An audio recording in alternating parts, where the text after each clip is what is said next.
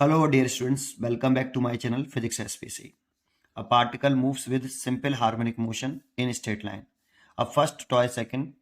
After starting from rest, it travel a distance a, and in next toy second is travel 2a in the same direction. Then और ये चार choice रखी है. इसमें दो concept important हैं, दो पॉइंट इंपॉर्टेंट है. सबसे पहला पॉइंट जो क्वेश्चन में ये गिवन है कि आफ्टर स्टार्टिंग फ्रॉम रेस्ट, मतलब वो स्टार्टिंग कहाँ से कर रहा है? रेस्ट से स्टार्ट कर रहा है. तो एसएचएम, अगर कोई पार्टिकल एसएचएम कर रहा होता है तो वो रेस्ट में कहाँ पर आता है? थोड़ी देर के लिए एक्सट्रीम पोजीशन पर. दैट मीन्स वो एक्सट्रीम पोजीशन से चलना शुरू कर रहा है. t=0 पर वो एक्सट्रीम पोजीशन पर है. ठीक, मीन पोजीशन पर है तो वेलोसिटी मैक्सिमम होती है और एक्सट्रीम पोजीशन पर वेलोसिटी 0 होती है. तो रेस्ट में से स्टार्ट कर रहा है तो दैट मीन्स वो एक्सट्रीम पोजीशन से शुरू कर रहा है. एक पॉइंट. तो देखो मैंने ये डायग्राम बना रखा है कि ये मीन पोजीशन है, ये मीन पोजीशन, ये एक्सट्रीम पोजीशन. तो वो एक्सट्रीम पोजीशन से चलना स्टार्ट किया t=0, क्योंकि वहां पर वो रेस्ट में होता है, वेलोसिटी उसकी 0 होती है. अच्छा, एक पॉइंट. दूसरा, अगर यही सबसे इंपॉर्टेंट पॉइंट है, हम इक्वेशन कौन से लगाएं एसएचएम की, तो देखो यहाँ इनिशियल फेज जो होगा वो π/2 का होगा.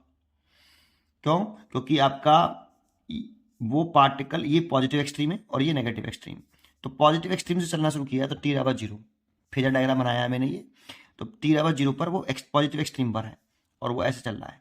तो इनिशियल फेज जो है वो π/2 हो गया, 90 डिग्री.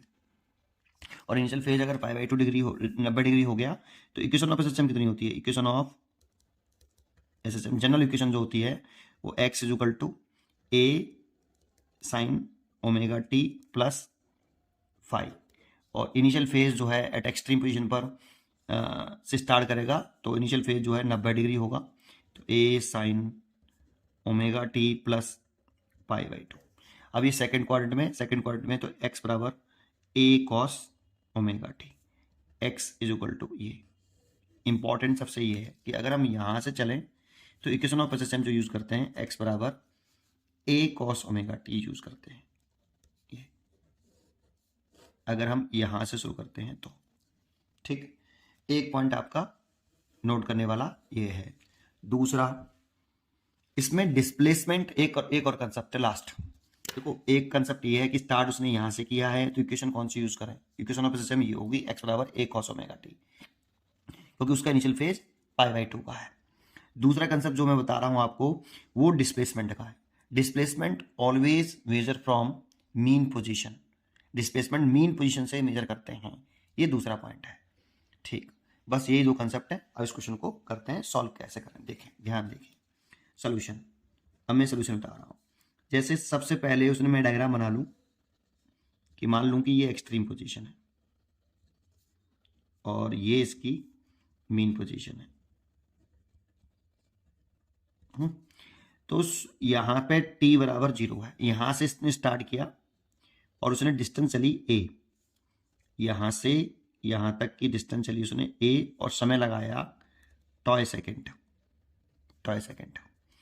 तो देखो डिस्प्लेसमेंट हमेशा मेजर फ्रॉम मीन पोजीशन. चलना स्टार्ट यहां से किया है लेकिन डिस्प्लेसमेंट तो मीन पोजीशन से मेजर करते हैं. तो जो डिस्प्लेसमेंट हुआ वो ये हुआ. और एम्पलीट्यूड पूछ रहा है तो एम्पलीट्यूड लेट कर लेते हैं कि कैपिटल ए है, ये लेट कर लिया. ये एम्पलीट्यूड है mean to extreme position. Particle चल के यहां तक आया टॉय सेकंड में. तो ये डिस्टेंस गिवन है आपको a. यहां पर in first toy second after starting from rest it travel a distance a. तो टॉय सेकंड में ये यहां पर पहुंचा डिस्टेंस a. लेकिन डिस्प्लेसमेंट जो मेजर करते हैं हम यहां पर वो मीन से करते हैं. तो डिस्प्लेसमेंट आपका ये हुआ. कितना हुआ डिस्प्लेसमेंट? तो डिस्प्लेसमेंट x1 जो लिखें वो होगा आपका capital A minus small a, क्योंकि जो डिस्प्लेसमेंट है मेजर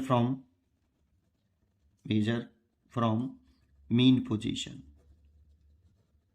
ये इंपॉर्टेंट है. दूसरा पॉइंट अब लगाओ, इसलिए इक्वेशन, ये वाला इक्वेशन लगा दो. तो x1 amplitude a cos omega और टाइम दे रखा है टॉय सेकेंड, इसलिए टॉय.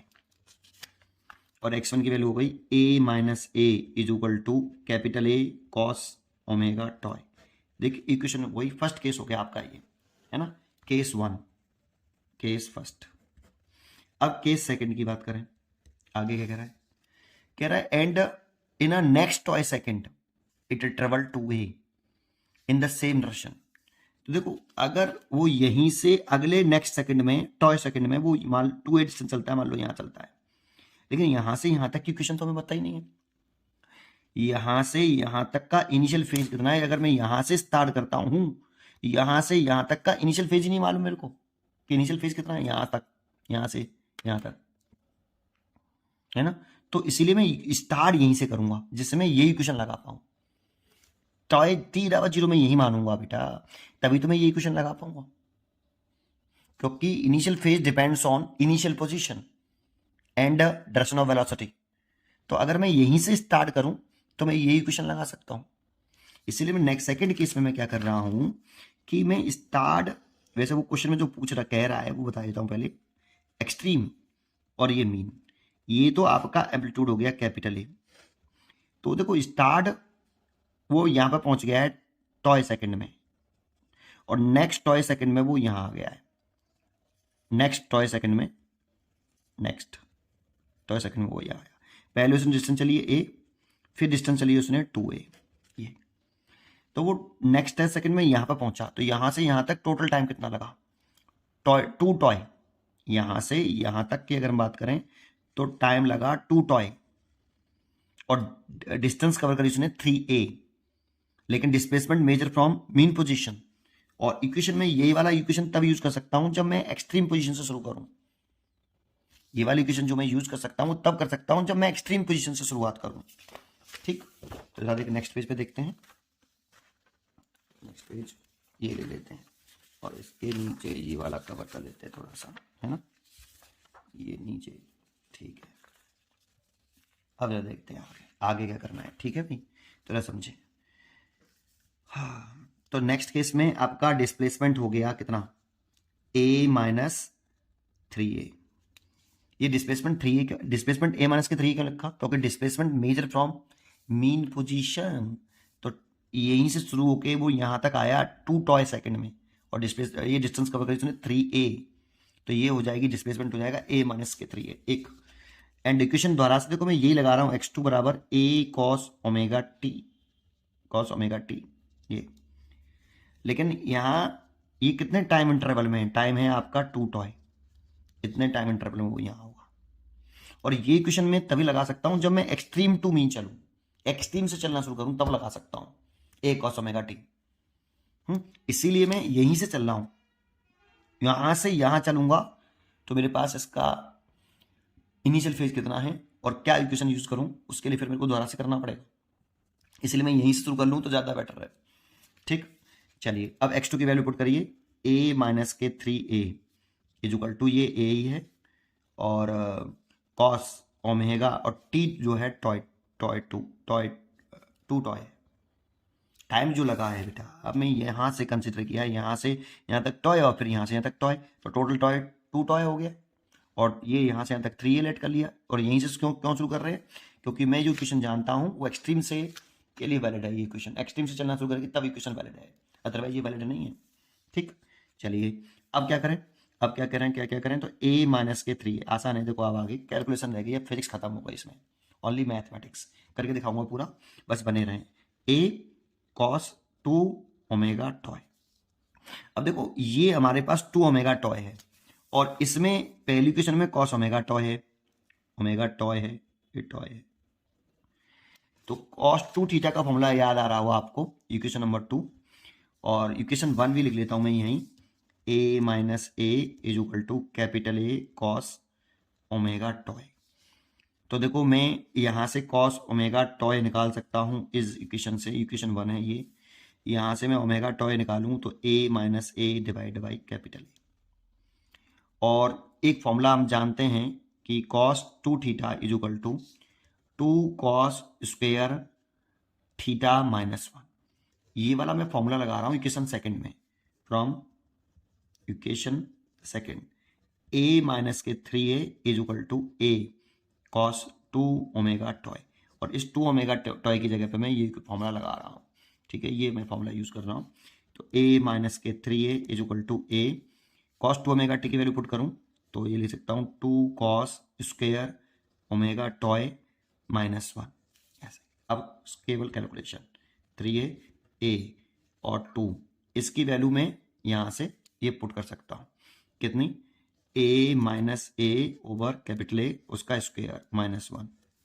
ये देखो, अब यहाँ से ये a है, यहाँ से मैं a स्क्वायर एलसीएम ले सकता हूँ, तो 2a माइनस ए का होल स्क्वायर माइनस ए स्क्वायर, एक a से ये वाला a कैंसिल, a माइनस के 3a, इस a का मल्टीप्लाई मैं इधर कर लेता हूँ, तो ये a स्क्वायर माइनस 3a बराबर 2, इसका होल स्क्वायर खोल लेता हूँ, a square plus a square minus 2a और माइनस a स्क्वायर, तो a square minus 3a is equal to 2a square plus 2a square minus 4a minus a square.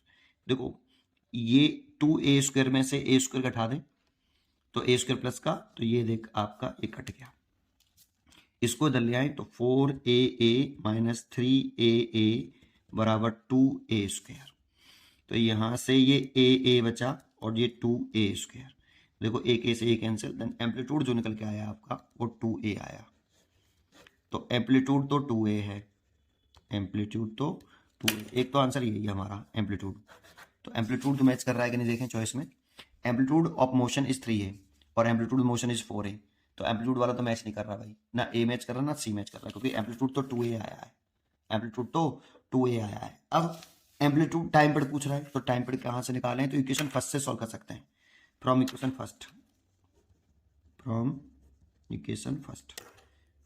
First में लगाइए आप, इक्वेशन फर्स्ट उठाइए, तो ये उठा लिया मैंने, ये रहा cos a minus a is equal to a cos omega t, ये a की वैल्यू 2a तो 2a माइनस a की वैल्यू 2a पुट कर दीजिए, बराबर a की वैल्यू 2a तो 2a और कॉस ओमेगा टॉय, तो ये तो a हो गया, ये 2a हो गया, ये कॉस ओमेगा टॉय, a से a cancel and 1/2 is equal to cos omega t, और ये कॉस 60 डिग्री की वैल्यू है और 60 डिग्री को लिख सकते हैं π/3, तो π/3 कॉस ओमेगा टॉय, कॉस से कॉस कैंसिल हो गया, इसको मैं यहाँ कर देता हूँ, π/3 इज इक्वल टू ओमेगा की जगह लिख सकते हैं 2π अपॉन टाइम पीरियड, है ना, और टाइम पीरियड पूछ रहा है हमसे, और ये टॉय है, ठीक है, पाई से पाई कैंसिल हो गया एंड टाइम पीरियड आ गया 6 टॉय इतने सेकेंड, इसीलिए इसका जो टाइम पीरियड है वो 6 टॉय सेकेंड है। चेक करते हैं टाइम पीरियड आपका 6 टॉय है कि नहीं, तो time period of oscillation is 6 toy, तो D choice correct choice, D is a correct choice.